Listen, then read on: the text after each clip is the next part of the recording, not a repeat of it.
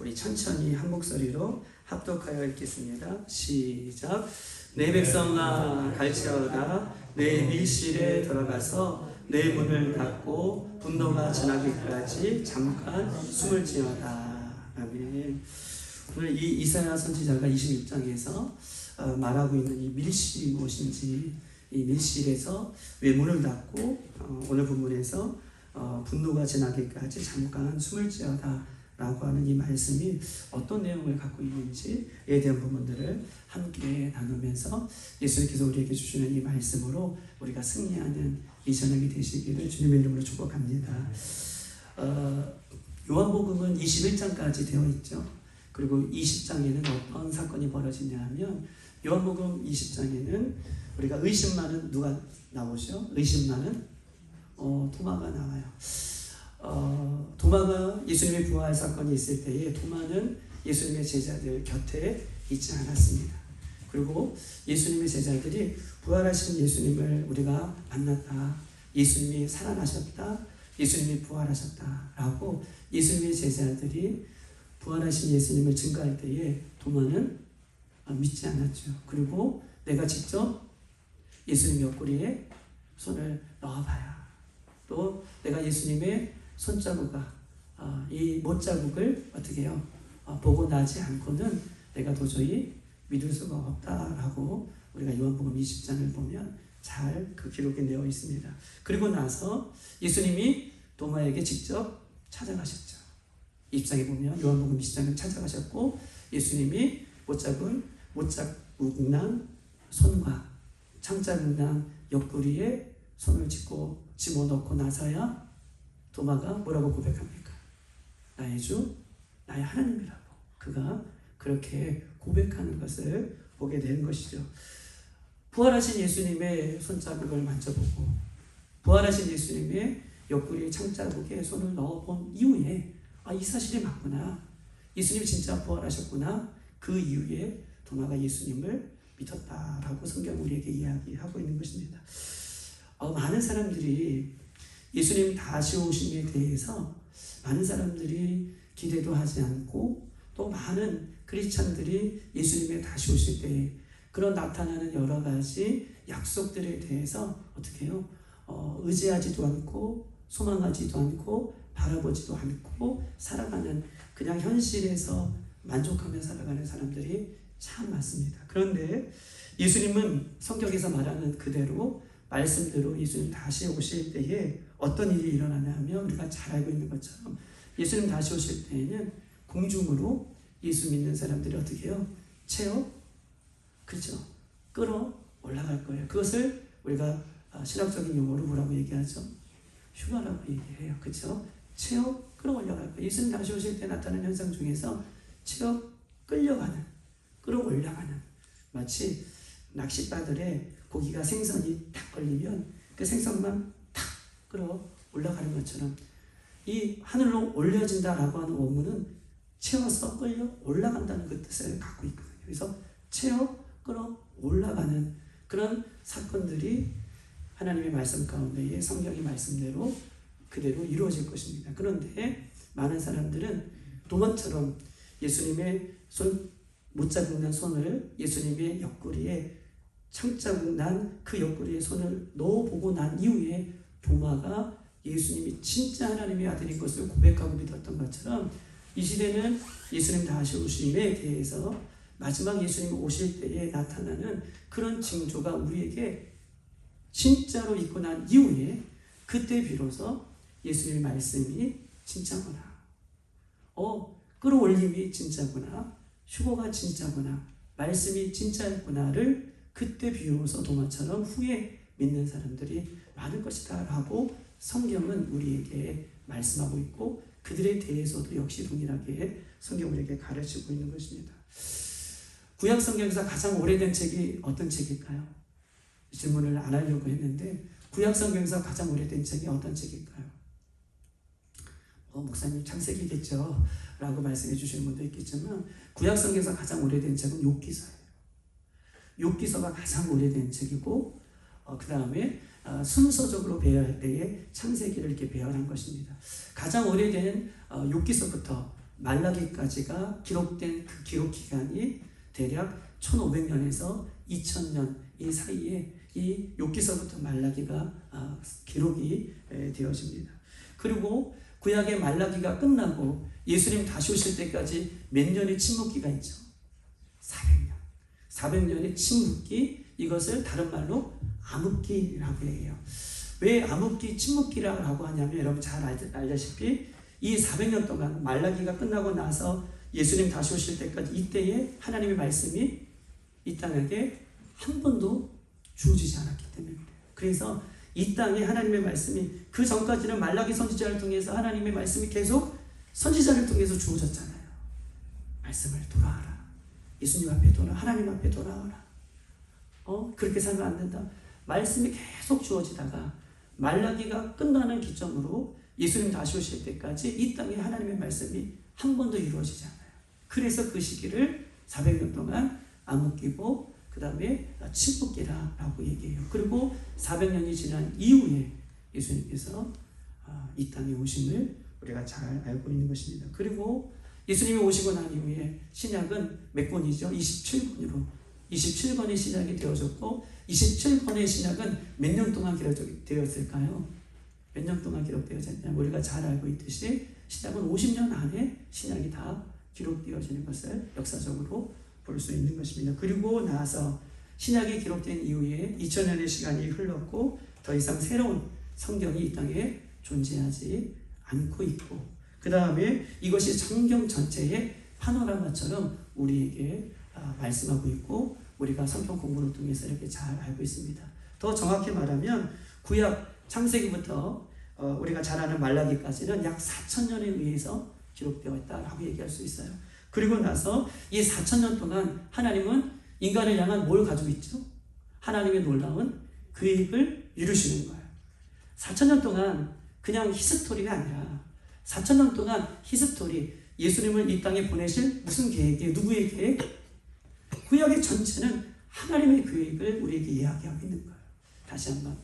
자, 창세기부터 말라기까지는 4000년 동안, 4000년 전, 4000년의 긴 세월 동안 하나님이 이 땅의 인간들을 향한 뭐예요?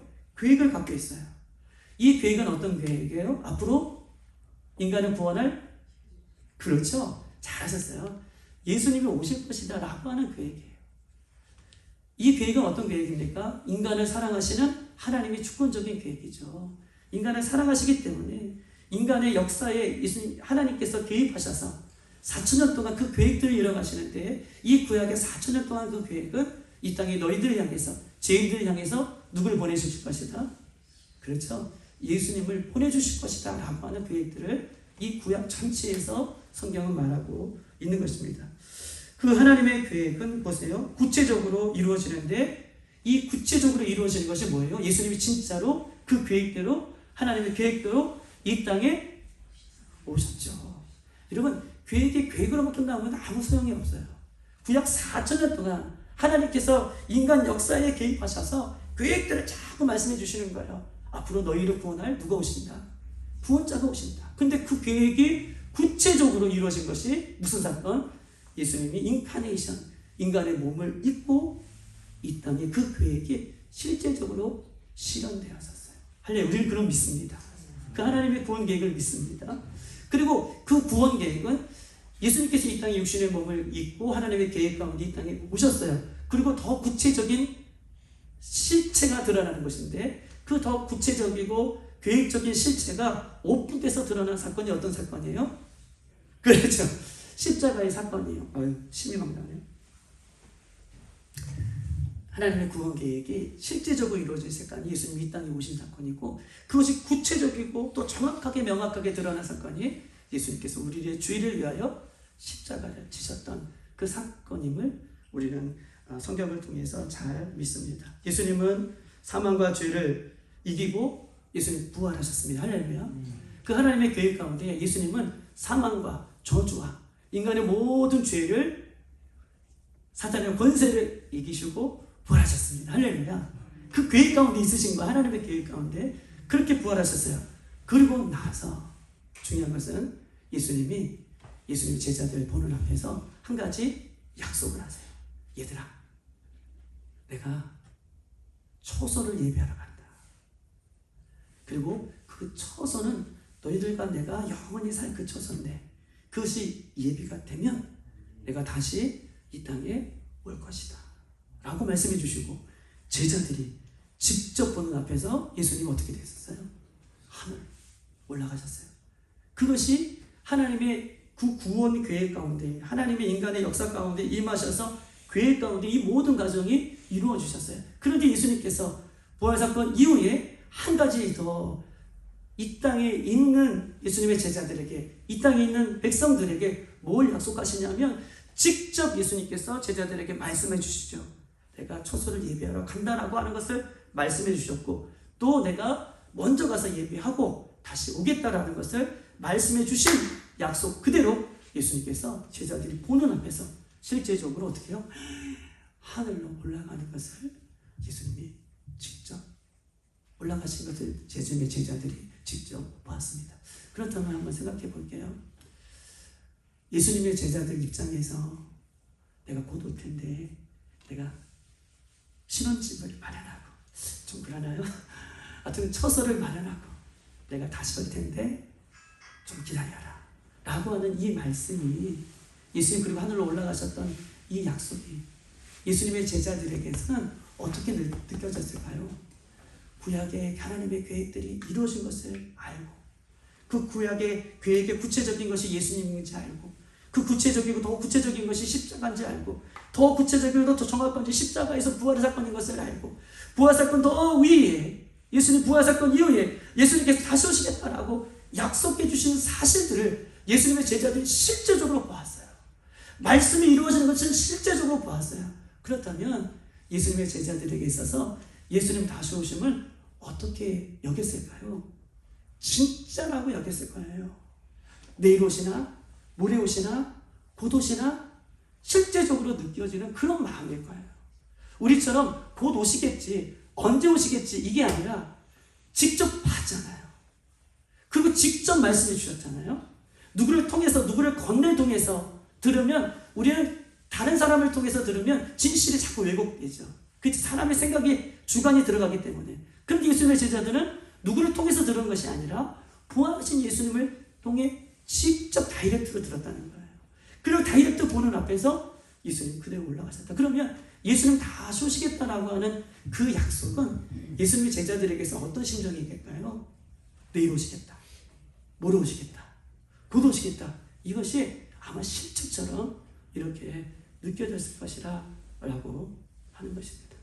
제가요 12월 26일 어머니 돌아가시고 이제 장례를 다 치른 다음에 산소에다 어머니를 묻고 그 다음에 이제 돌아왔어요. 잘 청소하고. 근데 이제 5시, 6시가 넘어서 7시, 8시가 되니까 어머니가 문을 열고 그때는 이런 문이었거든요. 이렇게 하는 문. 봉구가 하면서 어린 마음에 들어갈 것 같은 그것이 어떻게 느껴지냐면 어머님이 돌아가셨는데 그것이 막 실체처럼 어머니가 곧 오신 것처럼 막 이렇게 들려지는 그 마음처럼 아마 제자들이 예수님과 동행하다가 예수님 약속하시고 천국에 올라갔다는 그 사실이 실제적으로 막 이렇게 느껴졌을 것이다 라고 오늘 본문은 전체적인 이 이야기를 여러분들 나누고 여러분 싶은 것입니다. 그래서 여러분 어떻게 얘기합니까? 이런 것이에요. 사도행전 2장 44절 47절에는 예수님의 제자들의 특징이 나타나요. 부활하신 예수님 만나고 나서 믿는 사람들이 다 함께 모여 모든 물건을 서로 통용하고 다 함께 모여 믿는 사람들이 이렇게 다 함께 모일 수밖에 없어요. 곧 오실 거니까 흩어져 있으면 안 되잖아요. 그 예수님 만나려면 도마처럼 흩어져 있다가 에이 가짜야 이러면 안 되니까 곧 오시겠다. 올라가신 그대로 내가 내려오겠다라고 말씀해 주셨으니 예수님의 제자들은 그 사실을 믿었기 때문에 모일 수밖에 없는 거예요. 그래서 사도행전 2장 44절 47절까지는 다 함께 모였다. 그리고 뭐라고 얘기하냐면 서로 물건을 통용하였다. 재산의 소유를 다 팔아 각 사람의 필요를 따라 나눠줬다. 왜냐하면 우리는 이 땅이 아니라 예수님이 마련해 주신 처소로 곧 그러니까 갈 거라고 믿었기 때문에 아멘. 서로 통용하고 나눠주고 이 땅에 미련을 두지 않고 예수님께서 준비하시고 오실 그 그 처소만을 바라보며 그렇게 살았다라고 이렇게 증언하고 있는 것입니다. 사랑하는 여러분, 오늘 본문의 이 사명절 보면 특징이 하나 있어요. 믿는 사람들이 다 함께 모여 모든 물건을 서로 통용하고 또 제사를 소유를 팔아 각 사람에게 나눠주고 날마다 마음을 같이하여, 날마다 마음을 같이 할 수밖에 없죠.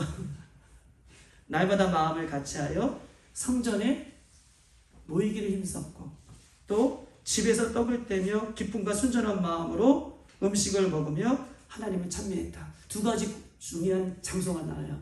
하나님 모이기를 성전에서 힘썼고 그 다음에 집에서 떡을 떼며 하나님 앞에 찬미하며 영광을 돌렸대요. 그러니까 성전이든 집이든 예수님 다시 오실 것들을 믿고 바라보는 사람은 그 성전이든 집이든 그의 삶이 하나님을 찬미하는, 그렇죠.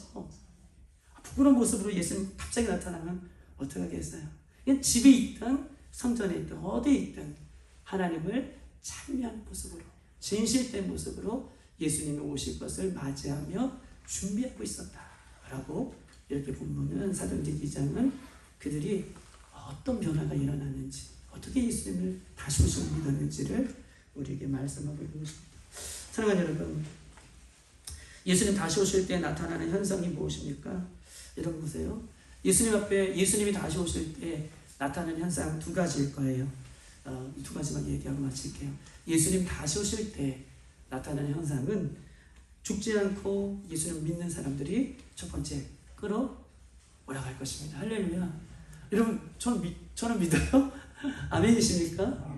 나타나는 현상, 예수님 다시 오실 때 나타나는 현상은 죽지 않고 믿음을 잘 지킨 사람, 이 초대교회 선배들처럼 믿음을 잘 지킨 사람은 죽지 않고 하늘로 끌려 올라갈 것입니다. 또 한 가지는 살아있지만 하늘로 끌려가지 못한 사람이 이 땅에 남을 것이에요. 이 두 가지 특징이 있죠. 할렐루야. 제 말입니까? 성경의 말씀입니까? 성경 말씀이죠. 두 가지 특징이 있어요. 예수님 다시 올 때 하늘로 끌려 올라가는 사람이 있고, 에녹과같이. 그 다음에 끌려 올라가지 않고 이 땅에 남아있는 사람이 있을 것입니다. 근데 보세요. 마지막 때인 것, 마지막 때다, 우리 마지막 때다, 이렇게 마지막 때인 것과 끌어올라가는 사람이 있고 남겨진 사람이 있을 것이다, 그리고 예수님 곧 다시 오실 것이다 라고 알고 이해하는 사람은 믿는 사람이 아니에요.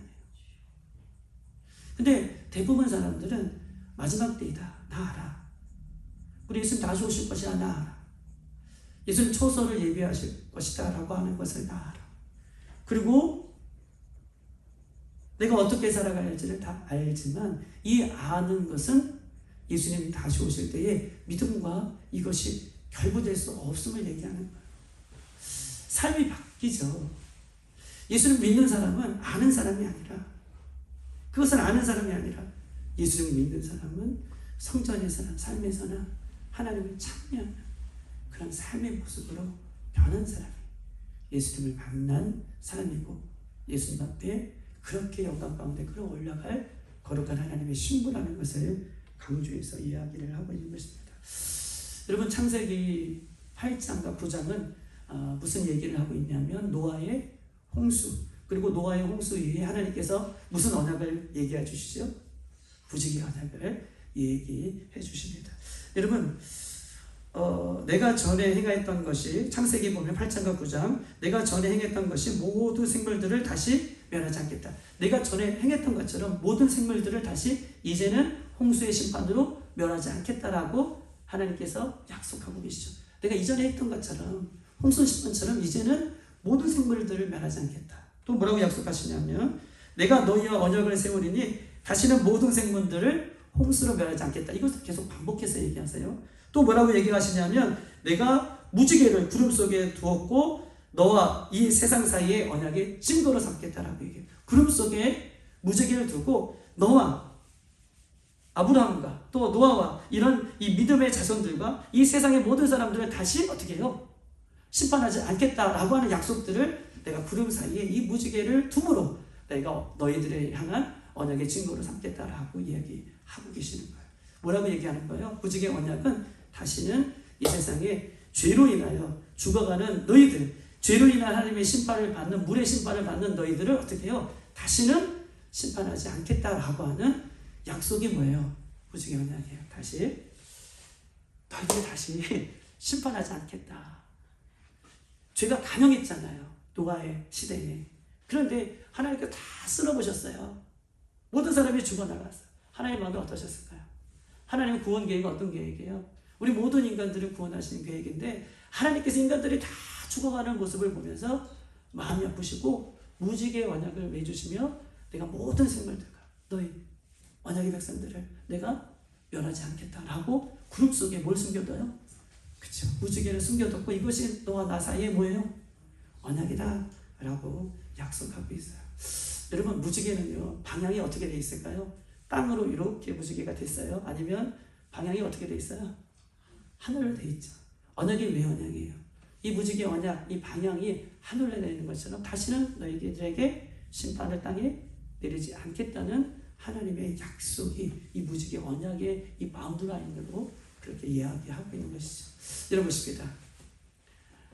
그럼에도 불구하고 노아홍수 이후에 사람들이 하나님 말씀대로 살았습니까? 안 살았어요.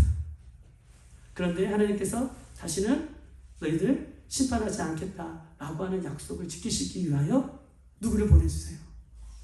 그렇죠. 예수님을 보내주신 거예요. 홍수 이후에 이렇게 약속했음에도 불구하고 인간은 하나님 앞에 선한 모습으로 말씀을 지키는 모습으로 살아가는 것이 아니라 홍수 이후에도 인간 하나님의 말씀을 등지고 살아가는 그들에게 하나님은 오래 참으심으로 그 약속을 지키기 위하여 누구를 보내시는 거예요? 내가 다시는 너에게 심판하지 않겠다라고 하는 약속을 지키시기 위하여 예수님을 이 땅에 보내신 거예요. 여러분 보십시다. 마지막 때 예수님께서는 보세요. 또 한 가지 예수님을 이 땅에 보내셔서 다시는 너희들 심판하지 않겠다라고 하는 하나님의 약속을 하나님은 지키셨고 또 우리는 마지막 때 어떤 심판이 있죠? 하나님의 마지막 영원한 심판이 있어요. 그때 영원한 심판을 받아야 할 이 백성들을 마지막 때 구원할 장치로 뭘 주신 거예요? 장치로 마지막 때 다 끌어모아서 심판하시면 되잖아요. 근데 약속하셨죠. 무지개 언약으로 너희들을 심판하지 않겠다라는 약속을 하나님께서 이루시기 위하여 마지막 영원한 심판 전에 뭘 하나 장치로 주신 거예요. 뭘 하나 장치 주셨죠? 예수 믿는 사람 첫 열매들은 어떻게 해요? 심판받지 않고 하늘로. 이 이야기를 해서 들으면 얼마나 가슴이 진짜 하나님이 이렇게 약속을 지키시는구나.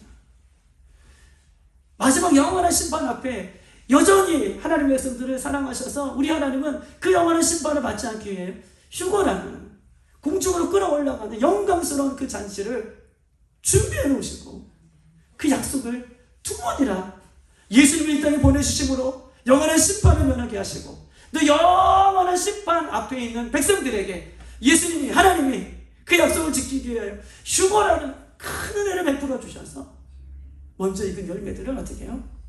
한 사람도 땅에 떨어지지 않고 하나님께서 끌어올리는 그런 은혜의 장치를 말씀해 주셔서 그 이후에 무지개 언약 이후에 하나님 두 번이나 이렇게 우리를 사랑하시는 언약을 지키시는 하나님을 성경 우리에게 이야기하고 있는 것입니다. 여러분 보십니다. 오늘 이사야 26장 20절 내 백성아 갈지어다 라고 얘기하고 있습니다. 그럼 뭐라고 했냐면 어디로 가라는 거예요? 내 밀실에 들어가서 내 문을 닫고 분노가 지나기까지 잠깐 숨을 지어다. 여러분 보십시다. 이 다니엘은요 어느 나라의 포로로 끌려갔죠? 바벨론의 포로로 끌려갔어요. 여러분 바벨론의 포로로 끌려갔지만 이 다니엘이 여러분 보세요.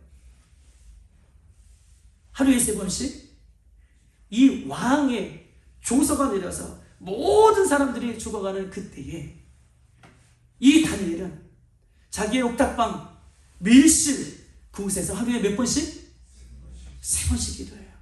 그런데 모든 사람들이 다 죽어나갈 때에 다니엘은 왕이 3번이나 바뀜에도 불구하고 하나님께서 그의 영혼을 살려주시는 그런데 여러분 밀실이라는 것은요 하나님께서 마지막으로 우리를 부르시는 안전 장소예요. 마지막 대환란 때에 우리 요한계시록 20장에 보면 마지막 대환란의 바람이 7년 동안 이룰 때에 모든 사람들이 그 환란의 바람 속에서 다 죽어나간 이때에 심판을 받을 이때에 하나님은 하나님의 백성들을 끌어올려서 어디에요?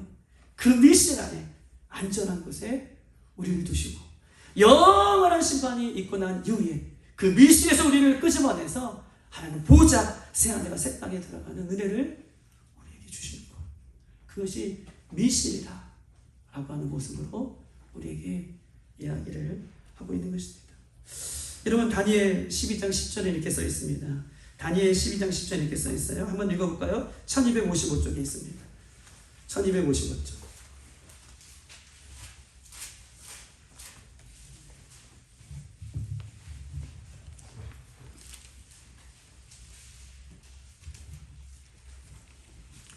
다 같이 한번 읽어보겠습니다. 1255쪽 12장 10절. 다 같이 시작.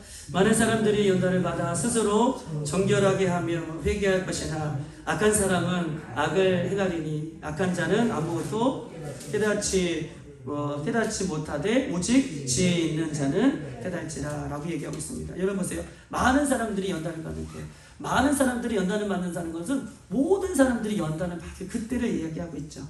여러분, 우리가 다니엘을 읽었지만 다니엘은 이 땅에 있는 이스라엘 백성들을 넘어 어디까지 연결하는 그 책이라고 했죠? 그렇죠, 맞아요. 요한계시록까지 연결되는 책이라고 여러분에게 다니엘서를 읽으면서 이 환상과 이것이 이 땅에 이스라엘 국한된 것이 아니라 마지막 때를 연결하는, 그래서 다니엘의 이 책이 이유가 어려운 이유가 거기 있다라고 여러분에게 설명드렸어요. 여러분 보세요. 많은 사람들이 연단을 받아, 모든 사람들이 연단을 받아 스스로 정결하게 하되, 어떤 사람들은 환란의 바람이 일 때, 또 연단의 바람이 일 때, 죽음의 바람이 일 때 어떤 사람들은 어떻게 해요? 스스로 회개하고, 맞아요, 정결하게 하는 사람들이 있다라고 얘기해요. 그런데 보세요. 어떤 사람들은, 악한 사람은 그때에 더 악해요.